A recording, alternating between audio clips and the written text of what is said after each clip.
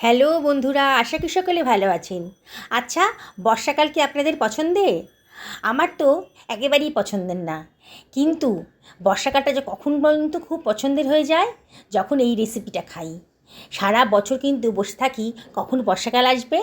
শত কষ্ট হলেও, শত বিরক্ত লাগলে পরেও এই রেসিপিটা যেদিন খাবো, তখন কিন্তু বর্ষাকালটা খুব ভালো লাগবে। আপনাদেরও তাই হবে। যদি একবার এই রেসিপিটা খান না, আপনাদেরও মনে হবে কবে বর্ষাকাল আসবে আর কবে খাবেন এই রেসিপিটা। এই ইলিশ মাছের লেজা কিন্তু কেউই খেতে চায় না, এত কাঁটা। কিন্তু এই ইলিশ মাছের লেজা দিয়েই যখন এই রেসিপিটা বানাবেন না, তখন কিন্তু খাবার টেবিলে কাড়াকাড়ি পড়ে যাবে। সবাই বলবে, আরও কটা লেজা নিয়ে এসে এইটা বানালে না কেন, একটু কমই পড়ে গেল। আমি দুখানা ইলিশ মাছের লেজা ছিল, এর ভেতরে সামান্য একটুখানি লবণ, হলুদের গুঁড়ো আর একটু লঙ্কা গুঁড়ো দিয়ে ভালো করে মাখিয়ে নিলাম। ভালো করে মাছের গায়ে ভালো করে মাখিয়ে নিয়েছি, নিয়ে এটা সরিয়ে রাখছি। দুখানা মাঝারি সাইজের পেঁয়াজ নিয়ে নিলাম।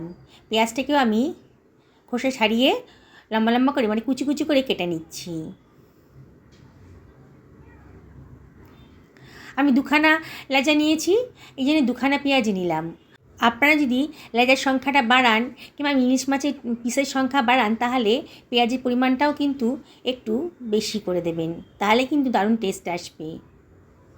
দেখুন বন্ধুরা, এত টেস্টি না যে আমি বলে আপনাদেরকে বোঝাতে পারবো না। যেদিনকে আপনারা বানাবেন সেদিনকে খেয়ে বুঝতে পারবেন যে কতটা টেস্টি। একটা কড়াই গরম করতে দিয়ে দিয়েছি, আর এখানে দিয়ে দিলাম 2 টেবিল চামচ মতো সর্ষের তেল। ইলিশ মাছটা কিন্তু সর্ষের তেলেই বেশি ভালো ভাজা হয়, মানে বেশি টেস্ট আসে আর কি। এবার তেলটা যখন খুব গরম হয়ে গেছে, তখন আমি ইলিশ মাছের লেজা দুটোকে দিয়ে দিলাম। এপিট ওপিট ভালো করে ভেজে নেব। মিডিয়াম টু হাইতে রেখেছি, আর অনবরত কিন্তু উল্টে পাল্টে দিচ্ছি। মাছটা কিন্তু একটু কড়া করেই ভাজতে হবে। মাঝে মাঝেই মাছটাকে উল্টে পাল্টে দিচ্ছি আর বেশ ভালো করে ভেজে নিচ্ছি।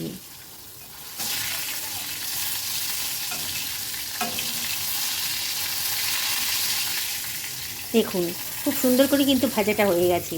এবার তুলে রাখলাম। ওই তেলের ভেতরে দিয়ে দিলাম বেশ খানিকটা শুকনো লঙ্কা। এই ভর্তাটা কিন্তু একটু ঝাল ঝাল খেতেই ভালো লাগবে।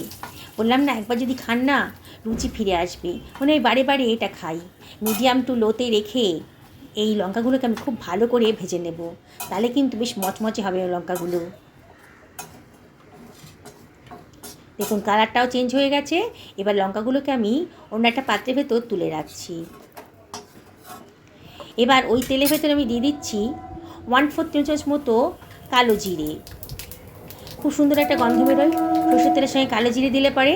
আর এর ভেতরে আমি দিয়ে দিচ্ছি কেটে রাখা পেঁয়াজ কুচিটা, আর দিয়ে দিচ্ছি সামান্য একটুখানি হলুদের গুঁড়ো, জাস্ট কালারের জন্য। এবার আমি সব কিছু ভালো করে মিশিয়ে নিচ্ছি, ভালো করে ফ্রাই করে নেব। গ্যাসের ফ্লেমটা এবার মিডিয়াম টু হাইতে করে দিয়েছি, আর অনবরত নেড়ে চেড়ে পেঁয়াজটাকে আমি খুব ভালো করে ভেজে নেব। দেখুন, পেঁয়াজের কালারটা কিন্তু বেশ চেঞ্জ হয়ে গেছে, পেঁয়াজটা ভাজা হয়ে গেছে। এবার গ্যাসের ফ্লেমটা আমি অফ করে দিলাম। এবারে দুখানা কাঁচা লঙ্কা দিয়ে দিলাম। কাঁচা লঙ্কাটা দিলে পরে কিন্তু দারুণ সুন্দর একটা টেস্ট আসে। গ্যাস ফ্লেমটা অফ করে কাঁচা লঙ্কাটা দিয়ে একটু নাড়াচাড়া করে নিচ্ছি। ওই গরম অবস্থাতেই কিন্তু কাঁচা লঙ্কাটা একটু ভাজা ভাজা মতো হয়ে যাবে। দেখুন, হয়ে গেছে। এবার গ্যাসের ফ্লেমটা অফ করে দিলাম। ভাজা মাছগুলো ঠান্ডা হয়ে গেছে। এবার একটা ভারী কিছু দিয়ে চাপ দিতেই কিন্তু কাঁটাগুলো খুব ভালোভাবে বেরিয়ে আসবে। দেখুন আমি কীভাবে করছি।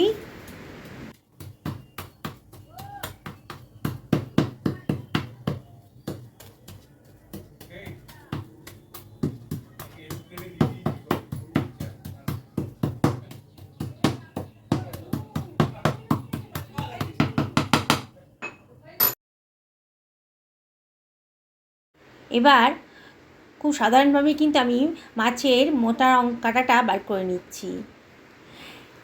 মাছের ছোটো ছোটো কাঁটাগুলো বাছতে একটু কষ্ট হয়, কিন্তু এত টেস্টি খাবার যে তৈরি হয়ে যায় না, তাতে আর তখন কষ্টটাই কষ্ট বলে মনে হয় না। দেখুন, একটু সাবধানে ছোটো ছোটো কাঁটাগুলো বেছে ফেলতে হবে।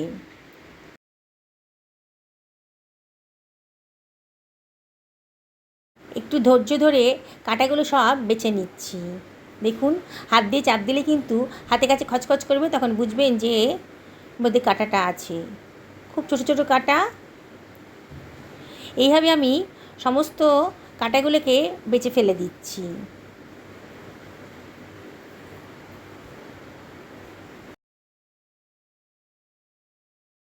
এবারে ভেজে রাখা শুকনো লঙ্কাগুলোকে আমি নিয়ে এলাম, ওই থালার মধ্যে রাখলাম। আর এর ভেতরে দিয়ে দিচ্ছি হাফ টেবিল চামচ মতো লবণ। একটা লঙ্কা সরিয়ে রাখলাম গার্নিশিংয়ের জন্যে। আর লবণের সাথে শুকনো লঙ্কাটাকে ভালো করে ডলে ডলে মেখে নিচ্ছি। একেবারে মুচমুচে আছে লঙ্কাগুলো, আর লবণ দিয়ে মাখলে পারে খুব সুন্দরভাবে লঙ্কাগুলো ভেঙে যায়। দেখুন হয়ে গেছে। এইবার আমি ভাজা পেঁয়াজটা তেলসহ আমি কড়াই থেকে নিয়ে এই মাছের ভর্তার মধ্যে দিয়ে দিচ্ছি। আপনারা তো নানানভাবে ভর্তাটা বানিয়ে খান, ইলিশের লেজ ভর্তা। আপনারা কী করে বানিয়ে খান অবশ্যই আমাকে কমেন্ট করে জানবেন। আমরা কিন্তু এইভাবেই খাই। ছোটোবেলায় আমার মা এই লেজাগুলো দিয়ে এইভাবে ভর্তা বানিয়ে আমাদের খাওয়াতেন। এখন আমি এইভাবেই বানাই। দারুণ সুন্দর টেস্ট বন্ধুরা। যারা লেজা খেতে পছন্দ করেন না, বললাম না, তারাই কিন্তু আগে চেয়ে চেয়ে খাবে। রেসিপিটা যদি ভালো লাগে তাহলে লাইক শেয়ার কমেন্ট করতে কিন্তু ভুলবেন না। নতুন বন্ধুদেরকে রিকোয়েস্ট করবো আমার চ্যানেলটা সাবস্ক্রাইব করার জন্যে। পাশে থাকা বেল আইকনটা অবশ্যই ক্লিক করে দেবেন, তাহলে আমার রান্নার নোটিফিকেশানটা আপনারা পেয়ে যাবেন। দেখুন কত সুন্দর দেখতে লাগছে। এটা দিয়ে কিন্তু এক থালা ভাত বন্ধুরা খাওয়া হয়ে যাবে। এত সুন্দর টেস্ট না। আমি আপনাদেরকে রিকোয়েস্ট করব অবশ্যই একদিন আমার মতন করে এই লেজ ভর্তা বানিয়ে খান। সত্যি বলছি বন্ধুরা, অসাধারণ। এক প্লেট ভাত কিন্তু অনায়াসেই খেয়ে ফেলবেন। আমি তো বলবো বর্ষাকালের স্পেশাল রেসিপি বলতে আমি এটাকেই বলি।